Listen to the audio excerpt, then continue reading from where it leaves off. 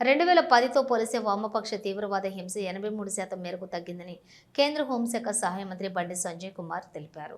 హర్యానా రాష్ట్రంలోని మానేరులోని national security guards క్యాంపస్కు విచ్చేసిన కేంద్ర మంత్రి బండి సంజయ్ తొలుత సౌర్యస్థల్ విధి నిర్వహణలోని ప్రాణాలు కోల్పోయిన ఎన్ఎస్టీ వీరులకు నివాళులు అర్పించారు. అనంతరం ఎన్ఎస్టీ నివాస సముదాయాల భవన నిర్మాణానికి శంకుస్థాపన చేశారు. స్థానికంగా నిర్మించినటువంటి ఎన్ఎస్టీ స్టేడియాన్ని, స్విమ్మింగ్ పూల్ను ప్రారంభించారు.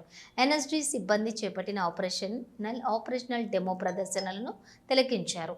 ఈ సందర్భంగా ఏర్పాటు చేసిన కార్యక్రమంలో కేంద్ర మంత్రితో పాటు NST director general B Srinivasan, ఐజీలు Deepak Kumar Kedia, major general Praveen Chhabra, major general Vikas Chaudhary, Princy Rani తదితరులు పాల్గొన్నారు.